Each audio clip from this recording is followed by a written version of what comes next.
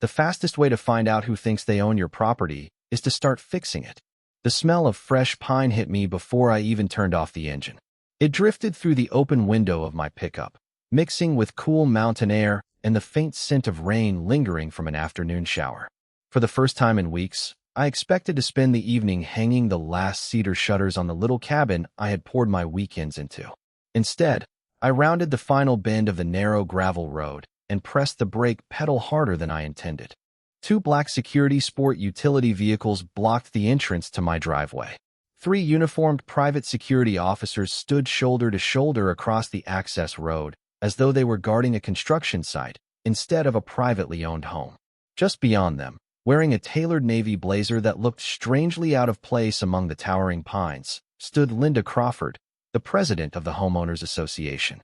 Her arms were folded neatly, and the confident smile on her face suggested she believed the conversation had already been decided before I arrived. Behind them, my cabin stood exactly where I had left it that morning. Fresh cedar siding reflected the fading sunlight. The restored stone chimney reached above the roofline, and the new porch railing I had finished sanding the previous weekend glowed with a warm honey color. Months of careful work stood only a few steps beyond people who clearly had no intention of letting me reach it. I shifted my truck into park, stepped onto the gravel, and listened. The forest was unusually quiet. No birds. No chainsaw from the neighboring property. Just the gentle rustle of pine branches overhead and the soft ticking of my engine cooling after the climb through the mountains. One of the security officers took a slow step forward while Linda remained exactly where she was. "Good evening, Mr. Brooks," she called with practiced politeness. "You will not be continuing any work today." I looked past her toward the cabin before returning my attention to the group blocking the driveway. "Is there a reason my own driveway is closed?" I asked. Linda smiled as though she had been waiting for that question all afternoon. "The association has serious concerns about your restoration project," she replied. "Until those concerns are addressed, this work needs to stop." I glanced at the security officers, each wearing company identification on neatly pressed uniforms. None of them looked angry. They looked uncomfortable, as if they had been given a job without being told the entire story. I reached into my truck, removed a weathered canvas document bag, and rested it on the hood without opening it. Linda noticed immediately. She expected an argument. She expected frustration. Instead, I quietly studied the blocked entrance, the security vehicles, the fresh tire tracks cutting across my gravel driveway, and the small security camera mounted beneath the cabin porch roof that had been recording everything since before any of them arrived. The evening breeze carried the scent of freshly cut cedar through the trees once more, and I realized something important. They believed they had come to stop my project. What they did not realize was that every minute they spent standing in front of my property was becoming part of a story they would never be able to rewrite. Nobody in that driveway knew how many years it had taken me to reach that moment. They saw an old cabin with fresh lumber, new windows, and stacks of carefully organized building materials. I saw every extra shift I had worked, every vacation I had skipped, and every dollar I had saved to buy a place that most people drove past without noticing. 6 months earlier, when I first unlocked the weathered front door, the cabin had been leaning slightly to one side. The porch had missing boards, and rain had found its way through gaps in the roof for years. The previous owner had called it beyond saving. I called it a second chance. I had spent my career as a civil engineer solving structural problems that other people considered impossible, so rebuilding an old mountain cabin felt less like work and more like coming home. Before I lifted a single hammer, I met with the county building department, applied for every required permit, reviewed environmental restrictions, verified the recorded property lines, and hired licensed inspectors whenever the project reached an important milestone. Every approval was documented, every receipt was organized, and every inspection report went into the weathered canvas bag now resting on the hood of my truck. I had learned long ago that patience usually won arguments before they ever reached a courtroom. The restoration itself became part of my routine. Every Friday evening I drove 3 hours into the mountains, unlocked the front gate, and spent the weekend replacing rotten beams, repairing stonework, sanding reclaimed cedar, and bringing life back to a place that had almost disappeared into the forest. Local neighbors occasionally stopped by to say hello. Some shared stories about fishing in the nearby creek decades earlier. Others remembered when smoke used to rise from the old chimney every winter. Their encouragement reminded me that preserving history often mattered more than building something new. The Homeowners Association, however, never seemed interested in that history. The first letter arrived only 2 weeks after construction began. It questioned the appearance of stacked lumber near the driveway, even though county regulations allowed temporary storage during active restoration. Then came another notice asking for documentation I had already submitted. After that came repeated complaints about construction vehicles, delivery schedules, and even the color of replacement cedar that matched the original cabin almost perfectly. Every concern was answered with paperwork, photographs, and official approvals. Every response was polite, complete, and delivered on time. Instead of ending the disagreement, each answer seemed to invite another question. It slowly became obvious that the restoration itself was never the real issue. Someone simply did not want to see the cabin restored. Standing in front of the blocked driveway now, watching Linda Crawford wait for a reaction she was not going to receive, I realized those months of careful preparation had quietly built something far more valuable than new walls and a repaired roof. They had created a complete record of the truth, and the truth has a remarkable way of becoming stronger every time someone tries to ignore it.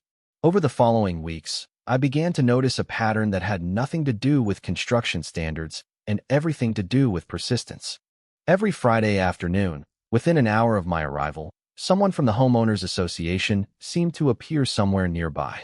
Sometimes it was a slow-moving vehicle that rolled past the entrance twice before disappearing around the bend.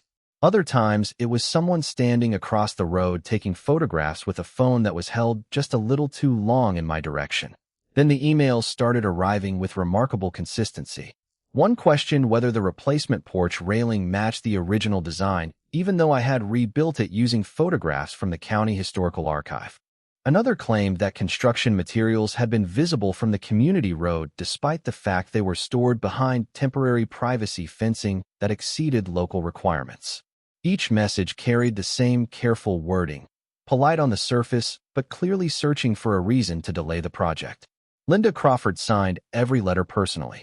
She never raised her voice, never made direct accusations, and never openly admitted she wanted the restoration to stop. Instead, she wrapped every objection inside phrases about preserving community standards and protecting neighborhood character. At first, I assumed she simply misunderstood the scope of the project.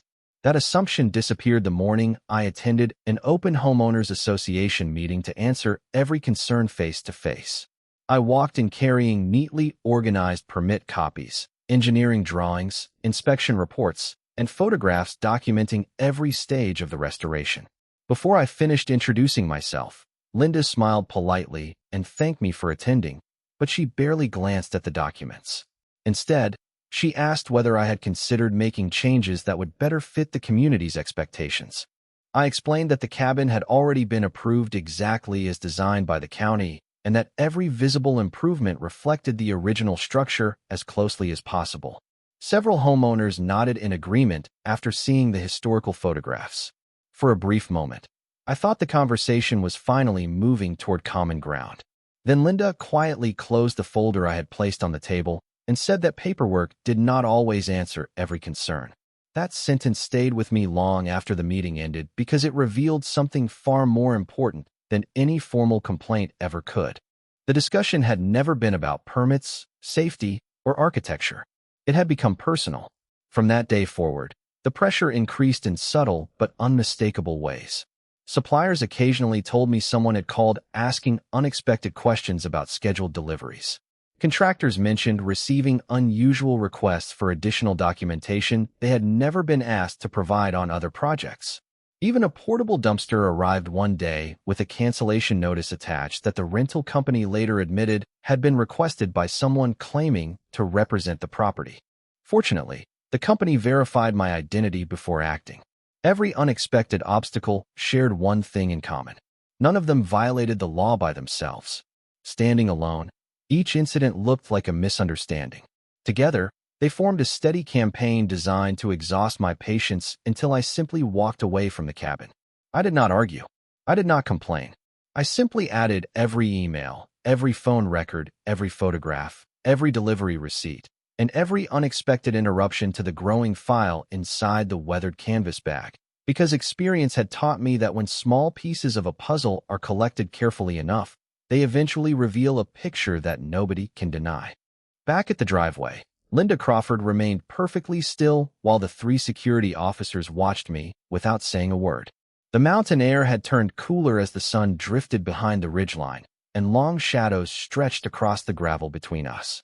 I noticed one of the officers glance toward the cabin and then quietly looked back at Linda, almost as if he expected instructions that never came. She finally stepped forward with the same measured confidence she had shown at every meeting. The association has determined that this restoration is creating ongoing concerns for the community, she said. Her voice was calm, carefully rehearsed, and completely free of emotion. Until those concerns are resolved, we expect all work to stop immediately. I asked a simple question. Under what authority? She paused for only a second before replying that the Homeowners Association had the responsibility to protect neighborhood standards. It sounded official, but it did not answer the question. I asked again whether she had a county order, a court order, or any legal document authorizing her to prevent me from accessing my own property. Instead of producing paperwork, she gestured toward the security officers as though their presence alone settled the matter. One of them shifted uncomfortably and looked toward the ground. Another politely explained that they had been hired only to maintain order and report any problems. His answer was respectful, and I could tell he understood the limits of his role far better than the person who had hired him. I nodded, thanked him, and turned my attention back to Linda. Behind her, the fresh cedar siding on the cabin caught the last light of the evening, and for a brief moment I remembered the first weekend I had replaced those boards one by one. Every nail, every measurement, and every permit inspection had been completed exactly the way the county required. Nothing about that work had been rushed. Nothing had been hidden. The contrast between months of careful preparation and the scene unfolding in front of me could not have been clearer. Linda reached into a folder and removed several printed pages bearing the association letterhead. She held them where I could see the logo, but never offered them to me. She summarized what she called violations, speaking in broad terms about appearance, neighborhood expectations, and ongoing review, yet she never identified a county regulation or state law that had actually been broken. I listened without interrupting.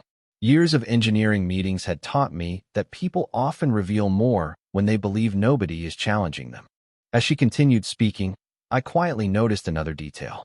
Mounted beneath the porch roof, angled toward the entrance exactly as planned months earlier, the security camera remained active.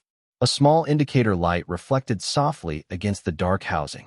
Another camera covered the opposite side of the driveway, and a third overlooked the gate itself. They had been installed to protect construction equipment, but they also happened to capture every vehicle entering the property, every conversation near the entrance, and every movement around the gate. I did not mention them. I simply let the evening continue exactly as it was unfolding, because sometimes the strongest evidence is gathered when everyone else believes they are completely in control. The silence lasted long enough for the evening breeze to carry the scent of fresh cedar across the driveway once again. Nobody moved. Nobody raised a voice. The security officers remained exactly where they had been instructed to stand, while Linda Crawford seemed to expect that patience alone would eventually convince me to leave. Instead, I reached for the weathered canvas document bag resting on the hood of my truck and carefully unzipped it. Inside were neatly labeled folders arranged in chronological order. Every county permit, every inspection report, every contractor invoice, every delivery receipt, every email exchanged with the building department, every photograph documenting the restoration from the day I first stepped onto the property until that very afternoon. I removed a small notebook and wrote down the exact time shown on my truck's dashboard clock. Then I noted the number of security vehicles, the names displayed on their uniforms, the weather conditions, and the location of every person standing near the entrance. None of it was dramatic. It was simply accurate.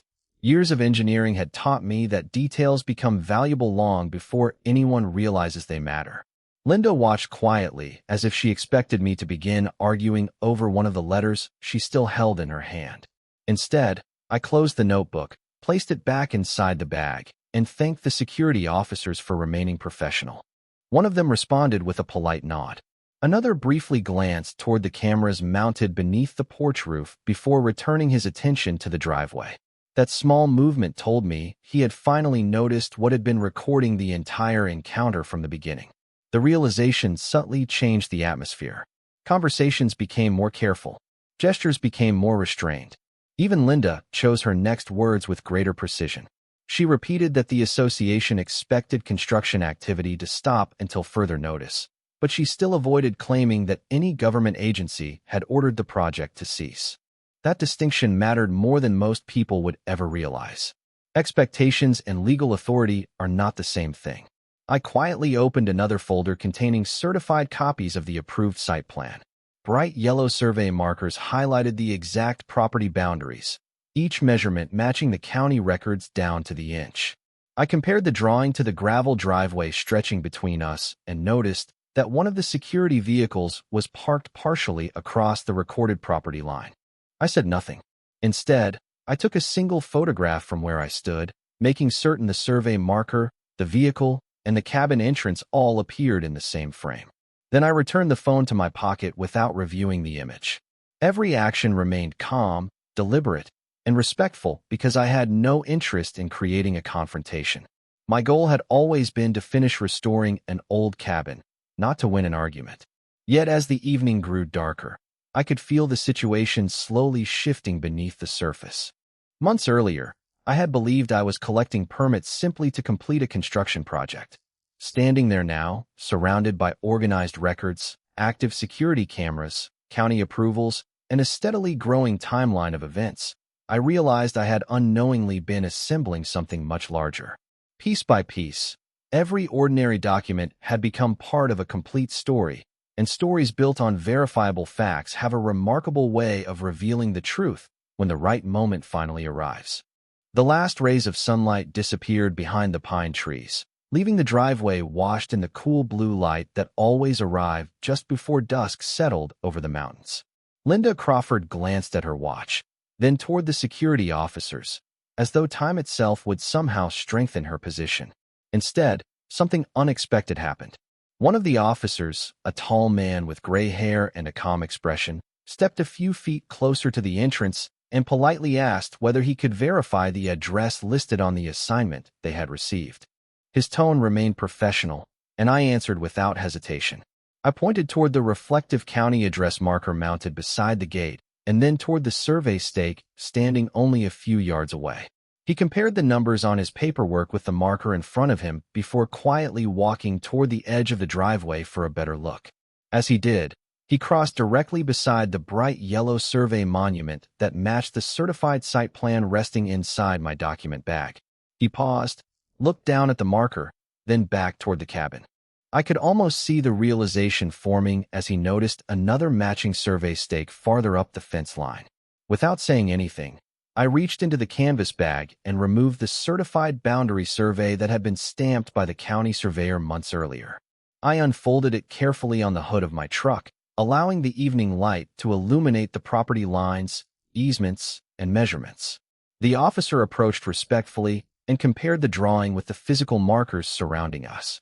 Linda immediately interrupted, insisting that the association had every right to supervise ongoing activity within the neighborhood. The officer remained courteous but asked a simple question that changed the entire conversation. He requested whether the association possessed any official county order or court authorization allowing them to restrict access to privately owned property. For the first time since I had arrived, nobody answered immediately. Linda opened her folder again, flipping through several pages bearing association letterhead before stopping at the final document. She looked at it for several seconds without speaking. The silence grew noticeably heavier.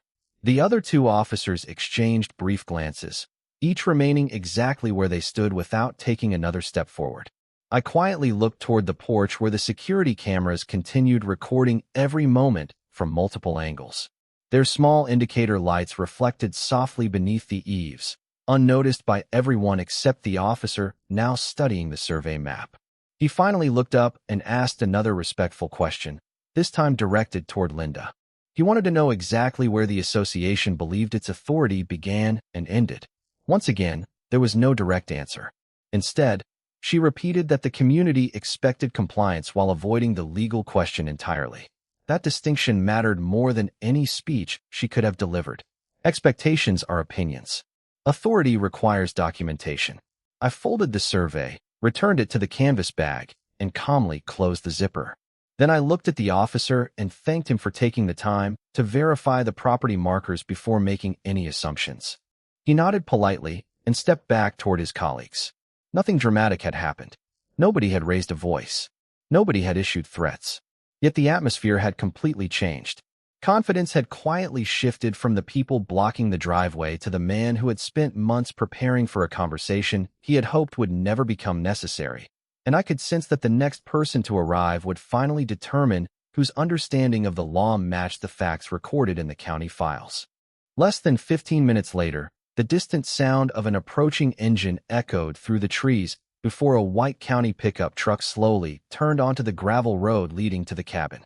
The official county seal on the driver's door reflected in the fading evening light as the vehicle rolled to a careful stop several yards behind the security vehicles.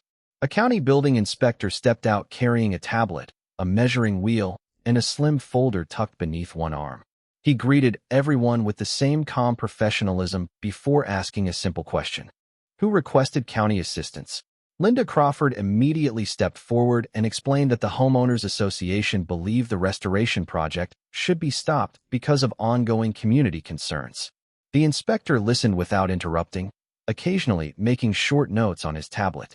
When she finished, he turned toward me and asked whether I had the project documentation available.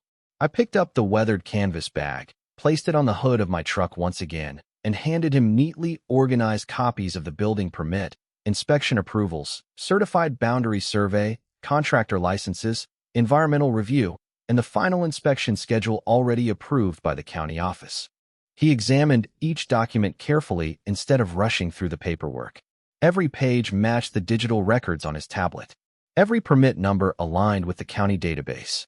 Every inspection had been signed, dated, and completed according to the required timeline. He quietly walked toward the cabin, comparing visible improvements with the approved site plan before checking the survey markers near the driveway. The security officers respectfully remained where they stood, making no attempt to interfere. After several minutes, the inspector returned and addressed everyone equally.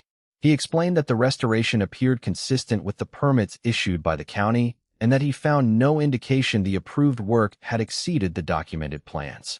He then looked toward Linda and politely asked whether the Homeowners Association possessed any governmental order or court authorization requiring construction to stop. Once again, only silence answered the question. Linda finally responded that the association had community rules which she believed justified its position. The inspector nodded respectfully before clarifying that private association rules and county enforcement authority were separate matters. He explained that his office could only act on documented violations of applicable building regulations, and based on both the records and his site review, he had not identified any such violation. The words were delivered without emotion, yet they carried more weight than any argument that had taken place all evening. The security officers visibly relaxed. One quietly thanked the inspector for the clarification before speaking with his supervisor by telephone. I noticed the tension that had filled the driveway since my arrival gradually giving way to quiet uncertainty. Nobody celebrated. Nobody argued. Facts simply occupied the space where assumptions had existed only moments earlier.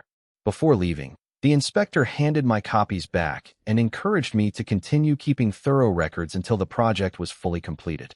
I thanked him for taking the time to verify everything personally rather than relying on secondhand information. As he drove away, the mountain air felt noticeably lighter. Linda remained standing beside the entrance with the same folder in her hands, but the confidence she had carried throughout the evening had quietly faded. For the first time since this entire dispute began, it was becoming clear that careful preparation, accurate documentation, and patient persistence were accomplishing exactly what anger never could. The driveway remained quiet for several moments after the county inspector disappeared around the curve of the mountain road.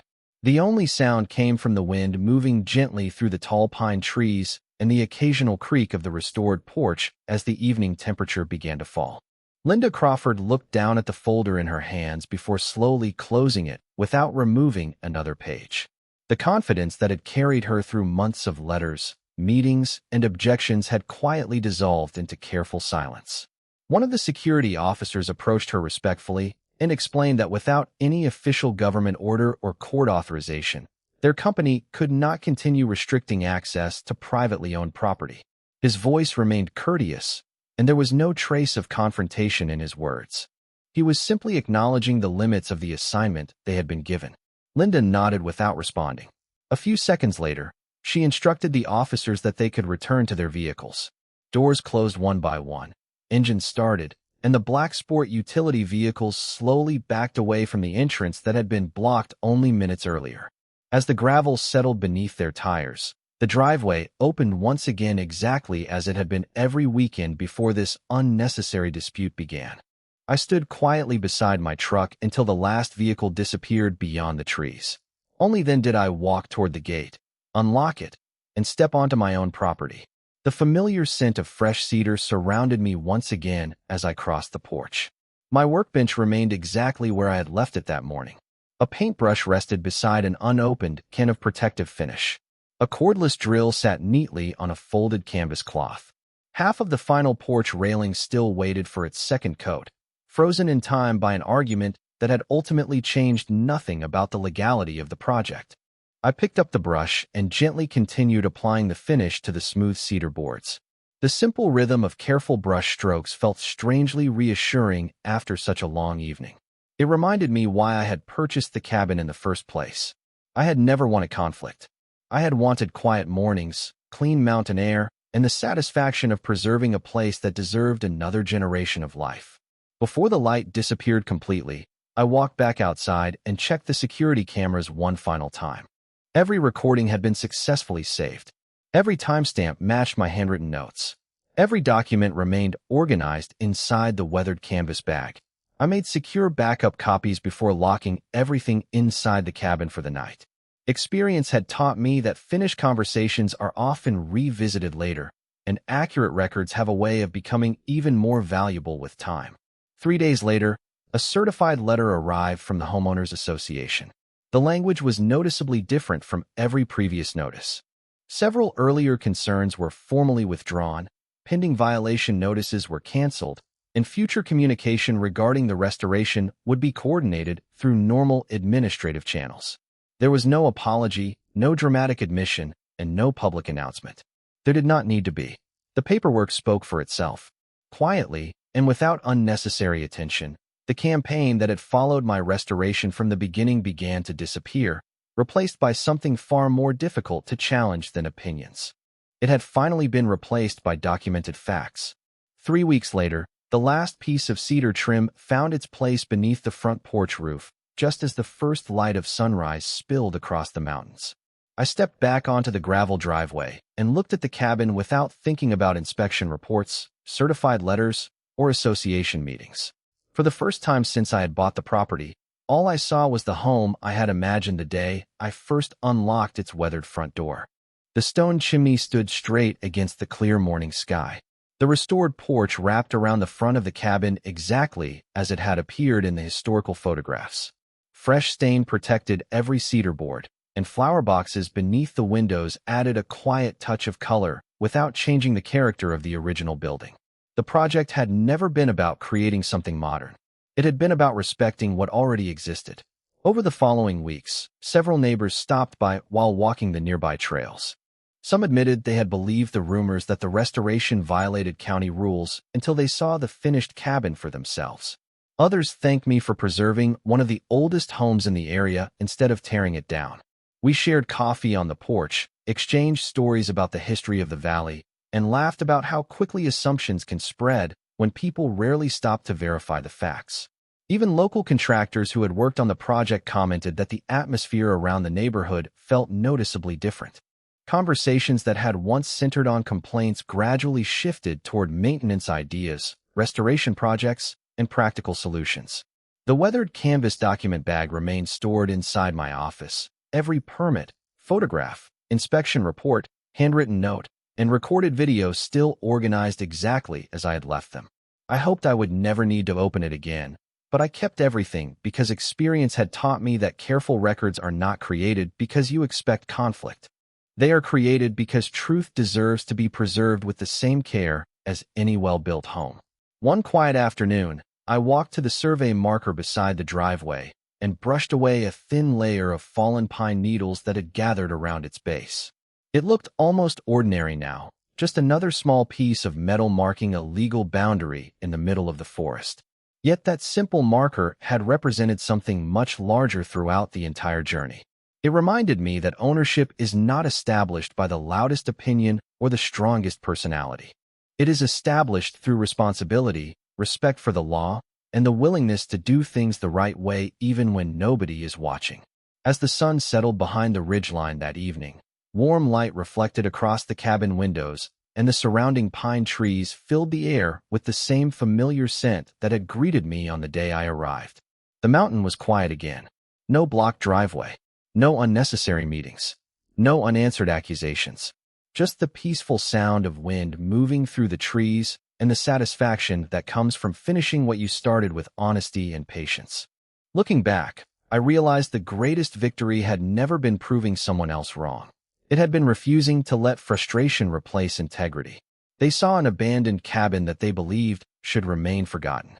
I saw a place worth restoring, and in the end, careful preparation, documented facts, and steady determination rebuilt far more than an old home. They rebuilt the simple truth that justice does not need to be loud when it is supported by evidence, patience, and the quiet confidence to let the facts speak for themselves.